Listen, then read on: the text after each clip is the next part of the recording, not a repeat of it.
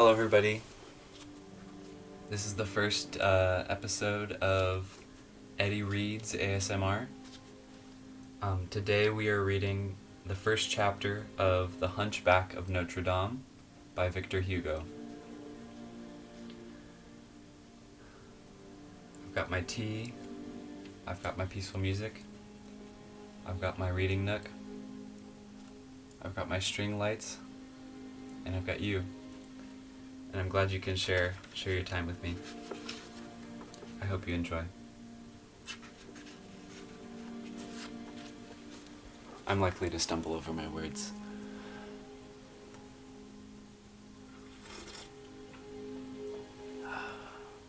Okay.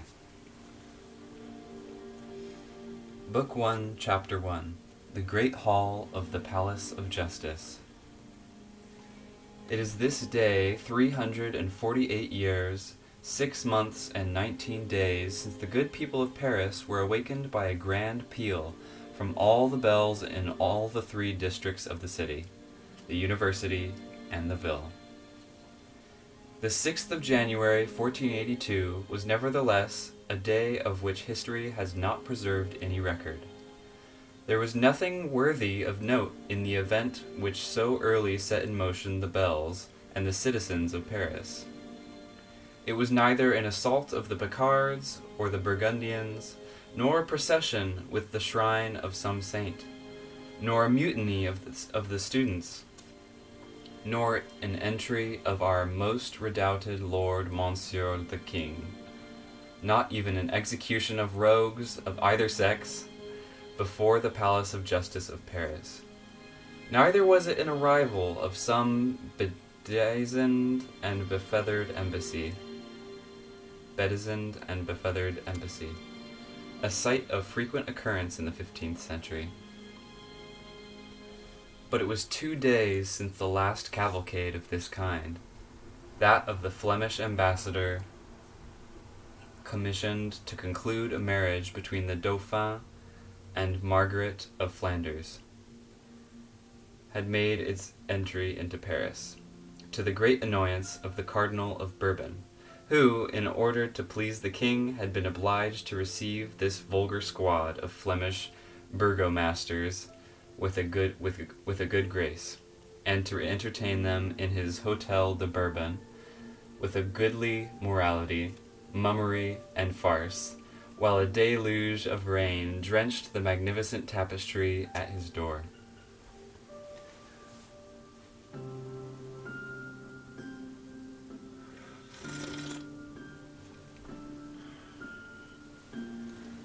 What set in motion all the population of Paris on the 6th of January was the double solemnity, united from time immemorial, of the Epiphany and the Festival of Fools.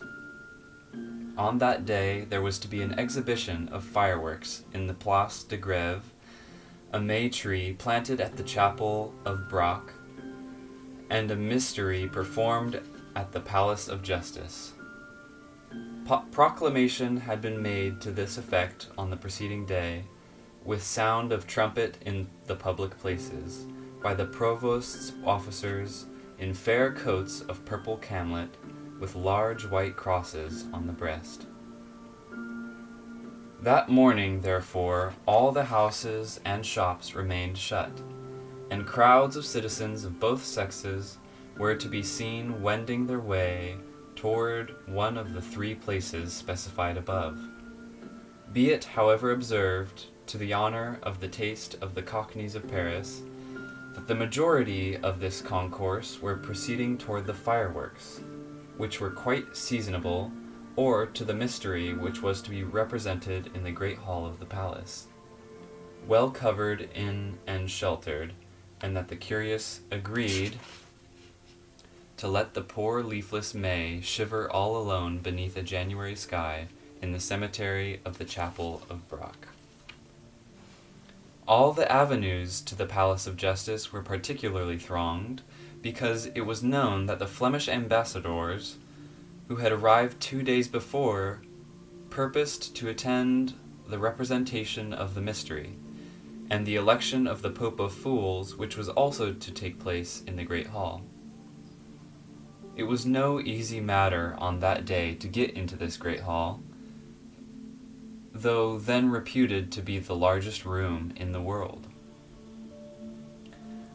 To the spectators at the windows, the palace yard crowded with people had the appearance of a sea. The palace yard, to the spectators at the windows, the palace yard crowded with people had the appearance of a sea, into which 5 or 6 streets, like the mouths of so many rivers, disgorged their living streams. The waves of this sea, incessantly swelled by fresh accessions, broke against the angles of the houses, projecting here and there like promontories into the irregular basin of the place.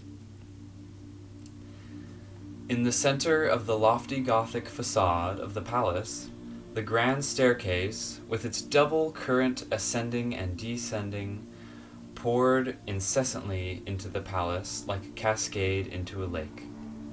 Great were the noise and clamor produced by the cries of some, the laughter of others, and the trampling of thousands of feet. From time to time this clamor and the noise were redoubled. The current which propelled the crowds toward the grand staircase turned back, agitated and whirling about. It was a dash made by an archer, or the horse of one of the provost's sergeants, kicking and plunging to restore order, an admirable maneuver which the provosty bequeathed to the constabulary to the maréchaussée, and the maréchaussée to the present gendarmerie of Paris. Doors, windows, loopholes, the roofs of the houses, swarmed with thousands of calm and honest faces, gazing at the palace and at the crowd, and desiring nothing more. For most of the good people of Paris are quite content with the sight of the spectators. Nay, a blank wall behind which something or other is going forward is to us an object of great curiosity. If it could be given to us mortals living in the year 1830 to mingle in imagination with those Parisians of the 15th century, and to enter with them, shoved, elbowed, hustled, and that immense hall of the palace, so straitened for room on the 6th of January, 1482, the sight would not be destitute either of interest or of charm. And all that we should have around us would be so ancient as to appear absolutely new. If it is agreeable to the reader, we will endeavor to retrace in imagination the impressions which he would have felt with us on crossing the threshold of the great hall, amid this motley crew, coated, gowned, or clothed in the paraphernalia of office.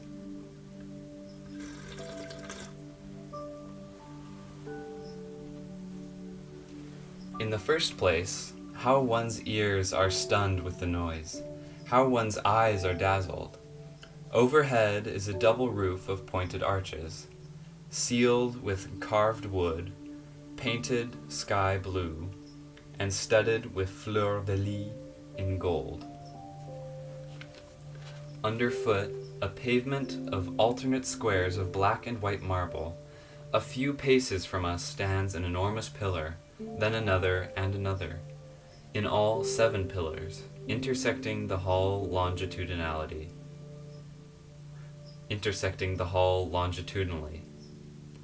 and supporting the return of the double vaulted roof. Around the first 4 pillars are shops, glistening with glass and jewelry, and around the other 3, benches worn and polished by the hose of the pleaders and the gowns of the attorneys. Along the lofty walls between the doors, between the windows, between the pillars, is ranged the interminable series of all the kings of France ever since Pharamond, the indolent kings with pendant arms and downcast eyes, the valiant and warlike kings with heads and hands boldly raised toward heaven, The tall, pointed windows are glazed with panes of 1,000 hues. At the outlets are rich doors finely carved, and the whole ceiling, pillars, walls, wainscot, doors, statues, covered from top to bottom with a splendid coloring of blue and gold, which already somewhat tarnished at the time we behold it, was almost entirely buried in dust and cobwebs in the year of grace 1549, when Dudruel still admired it by tradition.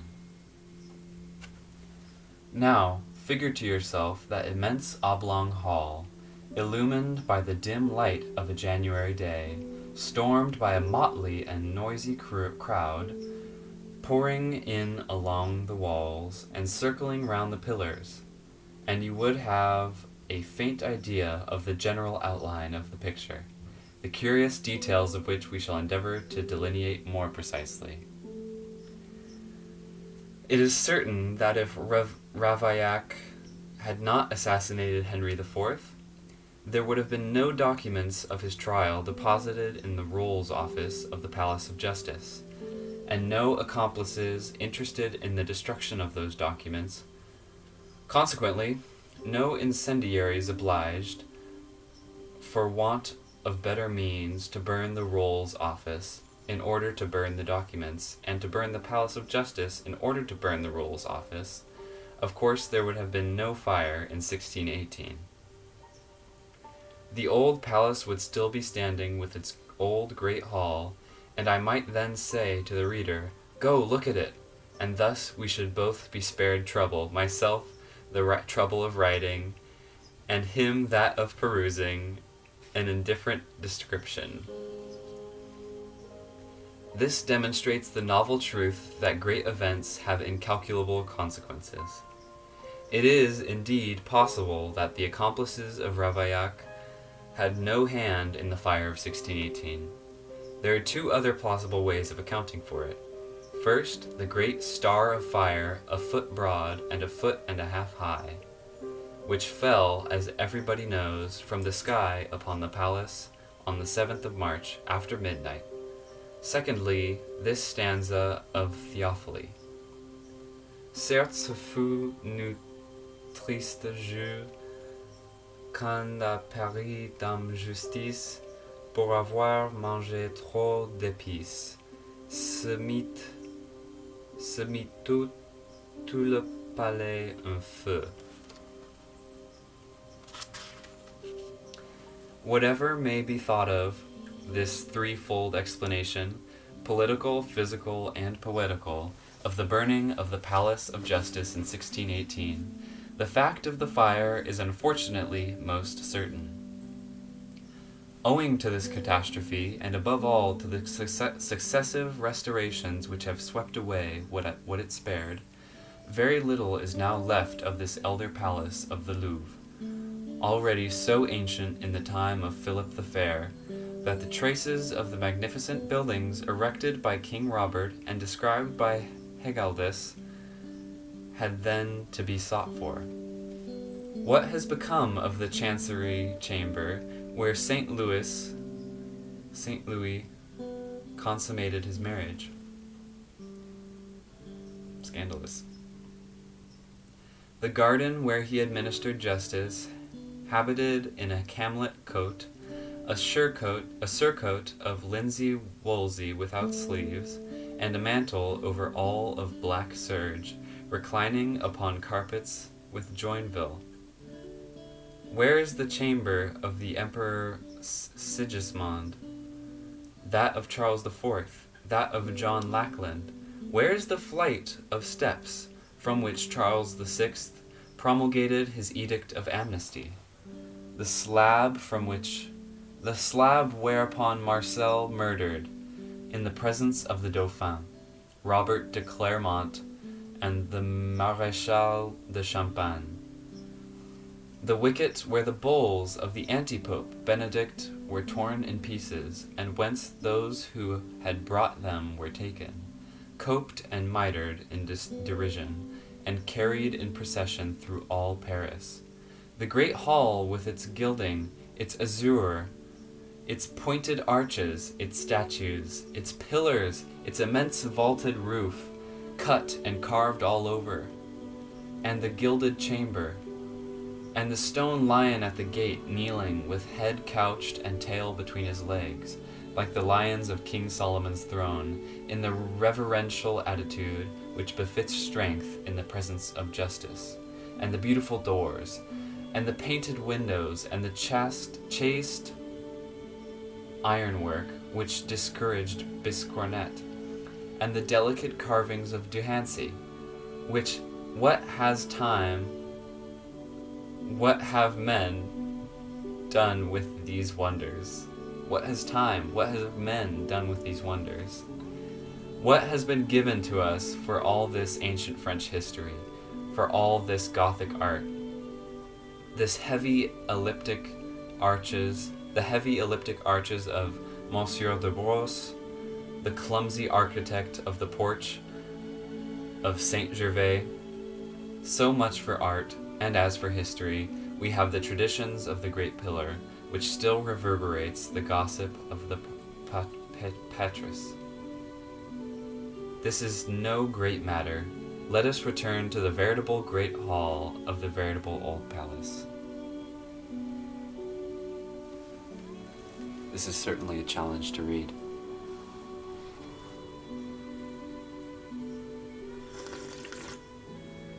Take it from a linguist.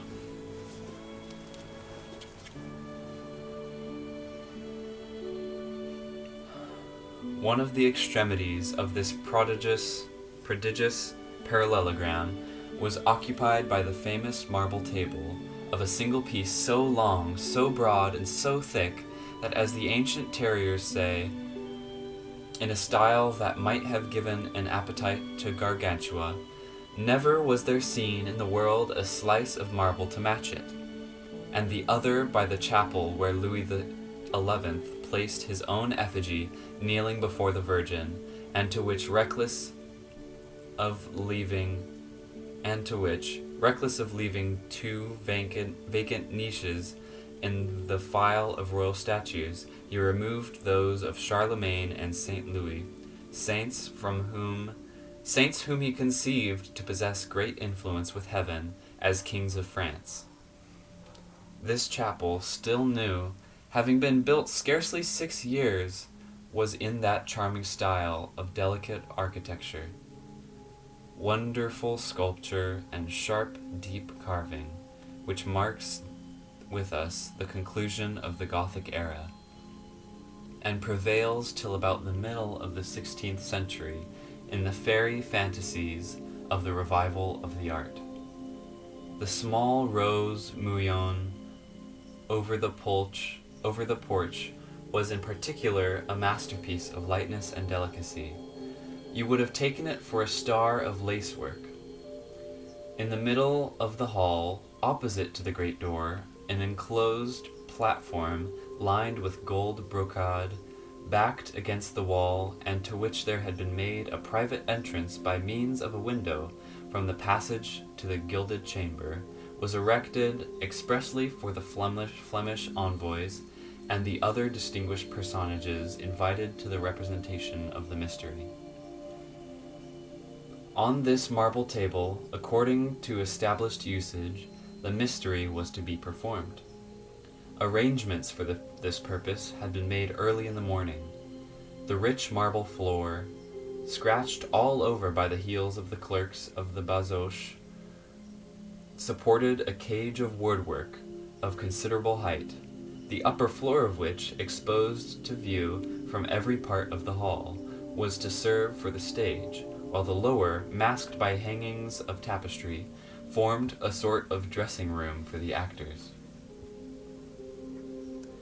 A ladder, undisguisedly placed outside, was to be the channel of communication between the two, and its rude steps were to furnish the only medium as well for entrances as for exits. There was no movement, however abrupt and unexpected, no piece of stage effect so sudden, but had to be executed by the intervention of this ladder. Innocent and venerable infancy of the art of machinery.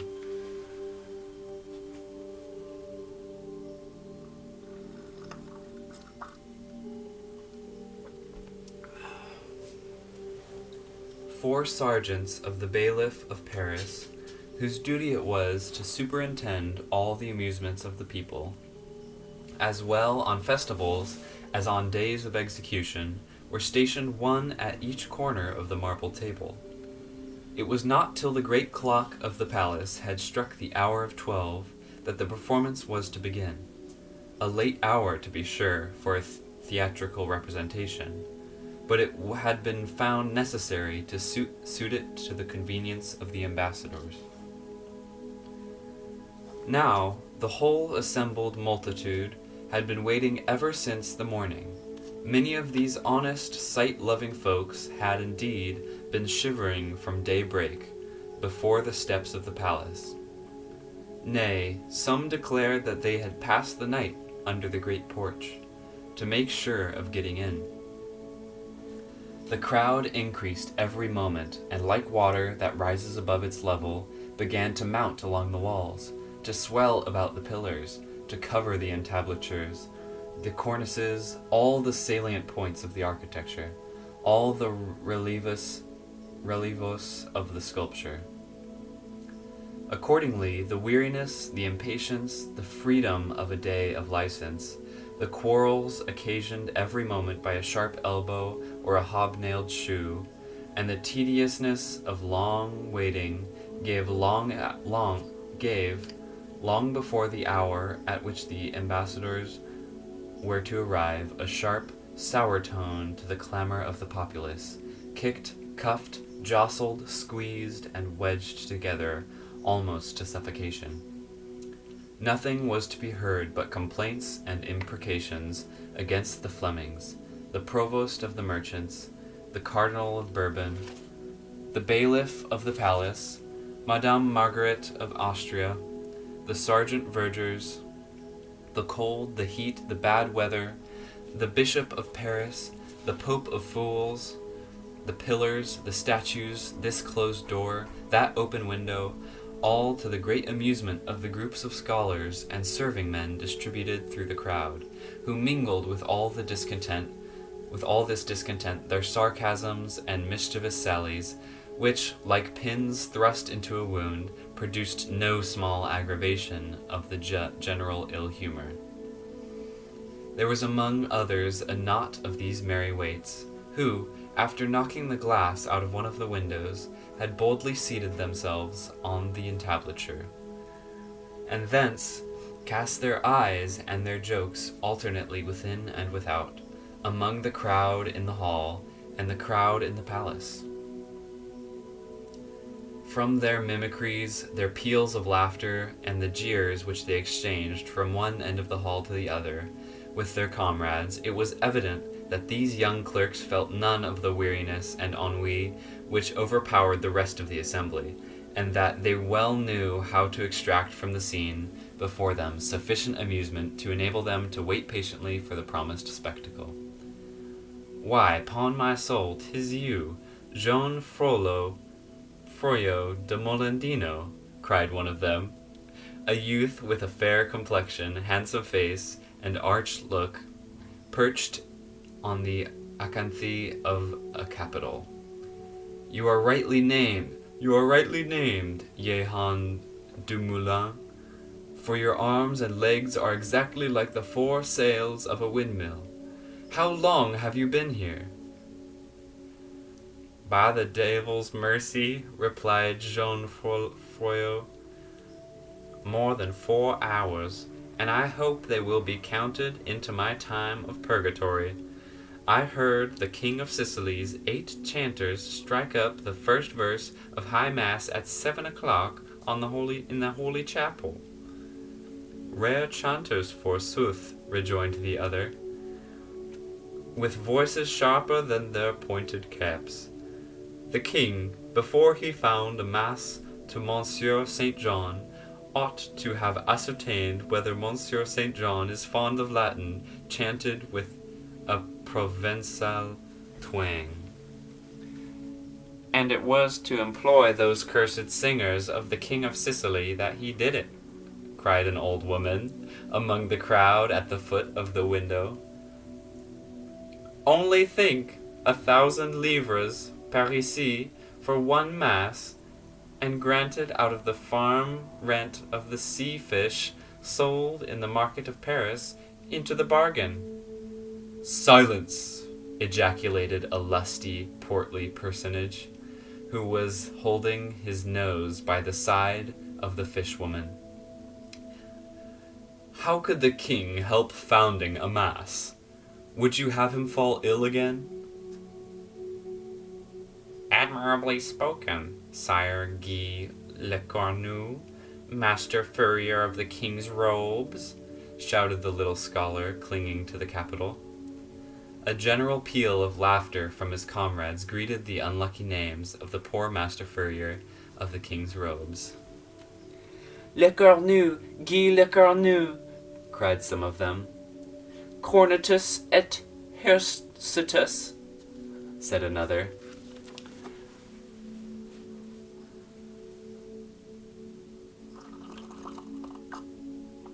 Scholars are quite pedantic, aren't they?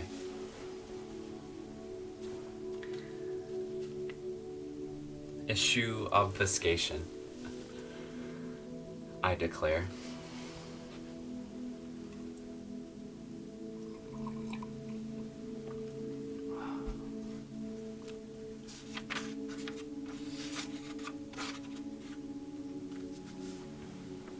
"Ay, no doubt," replied the little demon of the capital. "What is there to laugh at? An honorable man, Guy Le Cornu, brother of Master Jehan Le Cornu, provost of the king's household, son of the Master Mahiet Le Cornu, first porter of the wood of Vincennes, all citizens of Paris, all married from father to son." A fresh explosion of mirth succeeded. All eyes were fixed on the fat Master Furrier, who, without uttering a word in reply, strove to withdraw himself from the public gaze. But in vain he puffed and struggled till he was covered with perspiration. The efforts which he made served only to wedge in his bloated, apoplectic face, purple with rage and vexation, the more firmly between the shoulders of his neighbors. At length, one of these, short, pursy, and venerable as himself, had the courage to take his part. "What abomination! Scholars dare to talk thus to a citizen? In my time, they would have been scourged with rods and burned with them afterward." The whole band burst out. "Soho! Who sings that tune? What screech owl of ill omen is that?" "Stay, I know him," said one. "'Tis Master André Mousnier." "One of the 4 sworn booksellers to the university," said another. "Everything goes by 4s at that shop," cried a third. "The 4 nations, the 4 faculties, the 4 festivals, the 4 proctors, the 4 electors, the 4 booksellers." "Mousnier, we will burn thy books. Mousnier, we will beat thy serving-man. Mousnier, we will tear thy wife's rags off her back. The good, fat Mademoiselle Oudard, who is as fresh as a buxom, as though she were a widow." "The devil fetch you all," muttered Master André Mousnier. "Master André," rejoined Jehan, still perched in his capital, "hold thy tongue, man, or I will drop upon thy head."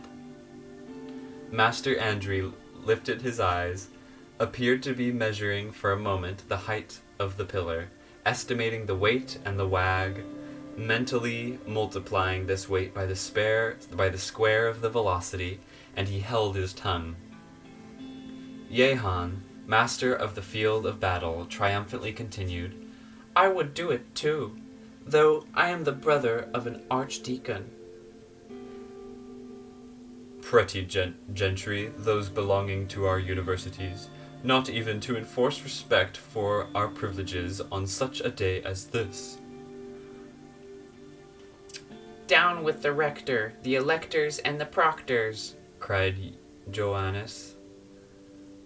Let us make a bonfire tonight with Master Andrew's books in the Champ Gaillard, exclaimed another.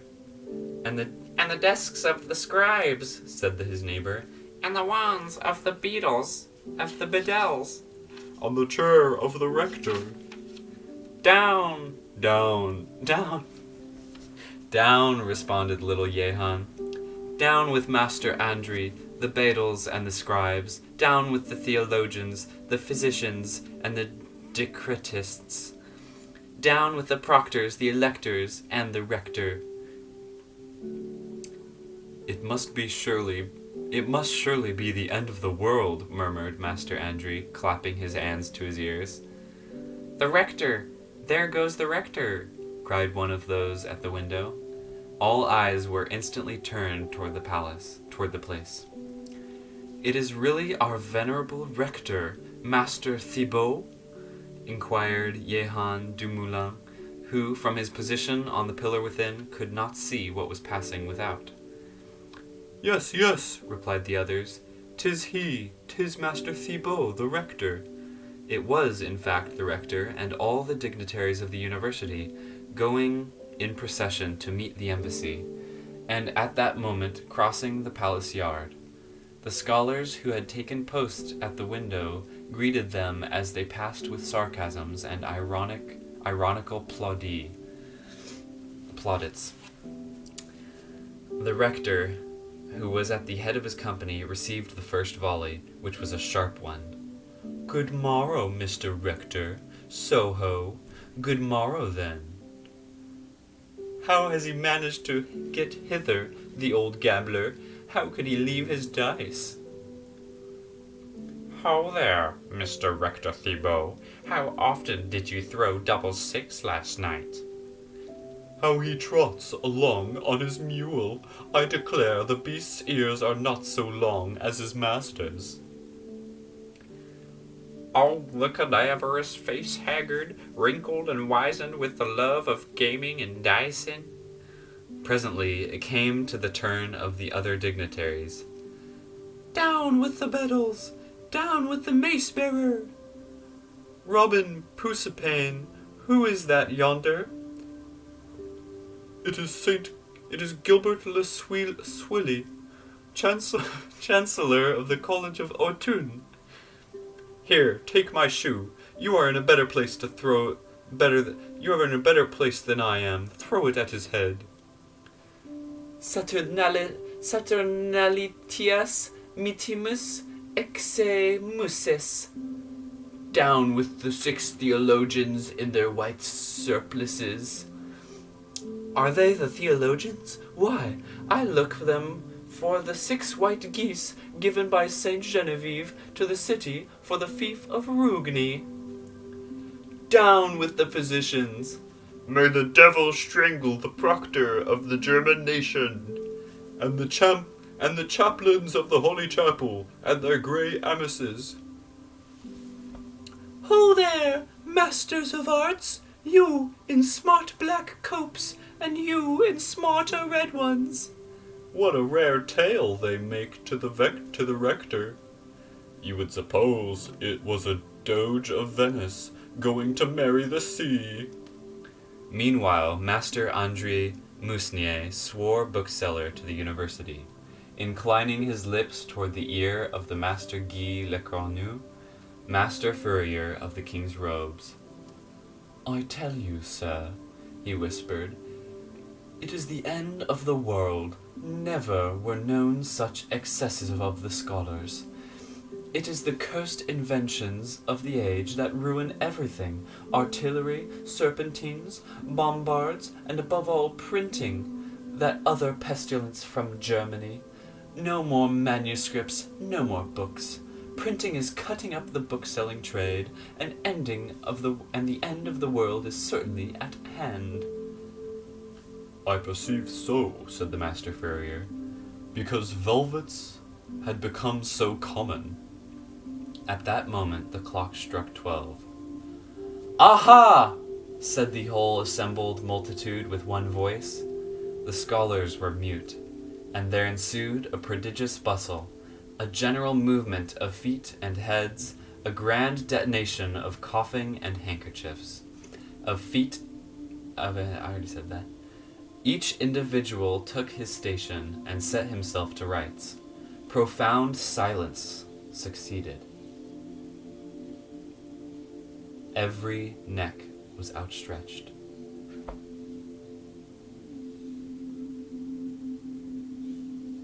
Every mouth open. Every eye fixed on the marble table.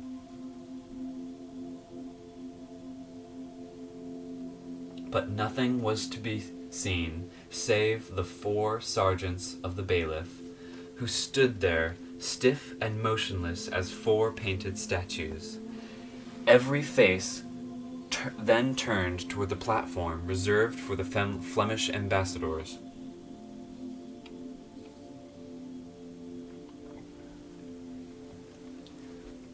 The door remained shut, and the platforms empty.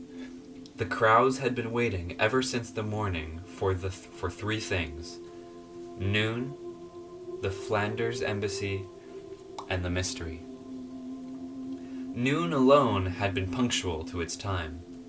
This was rather too bad. They waited 1, 2, 3, 5 minutes, a quarter of an hour. Nothing came. Not a creature appeared either on the platform or on the stage. Meanwhile, impatience grew into irritation. Angry words were circulated, at first, it is true, in a low tone. "The mystery! The mystery!" was faintly muttered. A storm, which as yet only rumbled at a distance, began to gather over the crowd. It was Jehan de Moulin who drew from it the first spark. "The mystery, and let the Flemings go to the devil!" shouted he with all his might, twisting like a snake about his capital. The crowd clapped their hands. "The mystery!" they repeated, "and send Flanders to the devils, to all the devils." "Let us instantly have the mystery," resumed the scholar, "or I recommend that we should hang the bailiff of the palace by way of comedy and morality." "Well said," cried the people, "and let us begin with hanging the sergeants." Prodigious were the acclamations that followed. The 4 poor devils turned pale and began to look at each other. The crowd moved toward them, and they saw the frail wooden balustrade which separated them from the people already bending and giving way to the pleasure of the multitude. The moment was critical. "Down, down with them!" was the cry, which responded from all sides. At this instant, the tapestry of the dressing rooms, which we have described above, was thrown open, and forth issued a personage, the mere sight of whom suddenly appeased the crowd, and changed, as if by magic, its indignation into curiosity.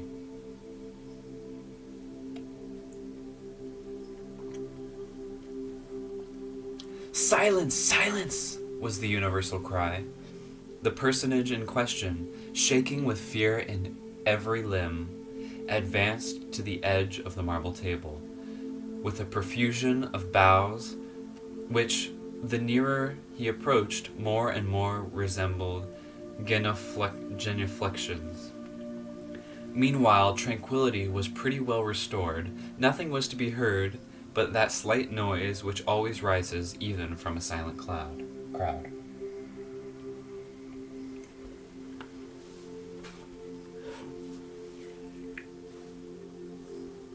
"Messieurs les bourgeois, and mademoiselles les bourgeoises," said he, "we are to have the honor of declaiming and performing before His Eminence Monsieur the Cardinal a very goodly morality called The Good Judgment of Madame the Virgin Mary.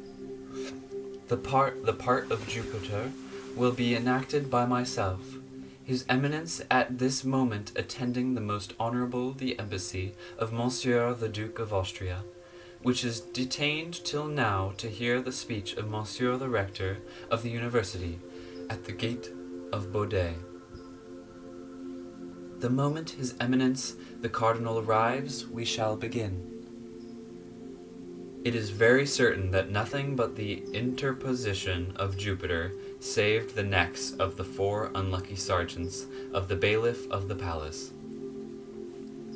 Had we even the honor of inventing this most true history, and were we in consequence responsible for it before the tribunal of criticism, it is not against us that the classic precepts of antiquity, nec Deus intercit, could at this moment be adduced.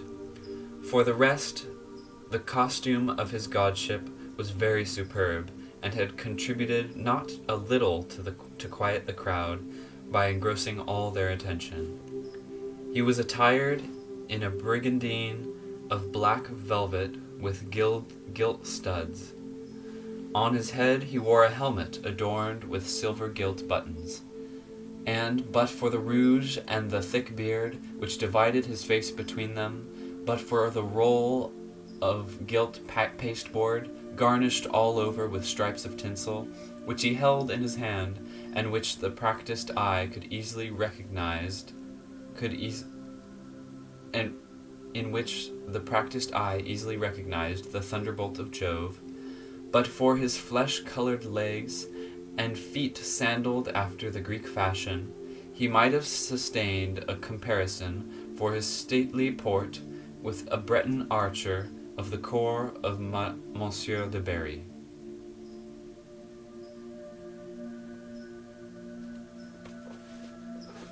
That is the end of chapter 1. Thank you for listening. That was quite a challenge to read. A mix of French,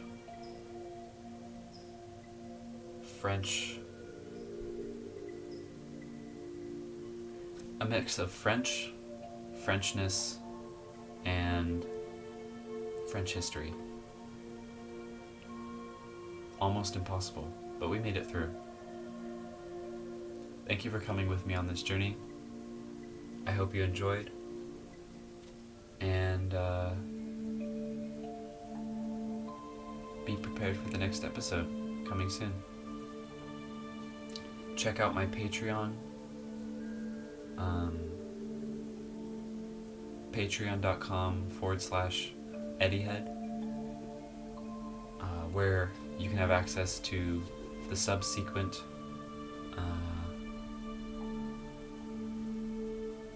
episodes of EddieRead's ASMR. Thank you for coming, and sleep well.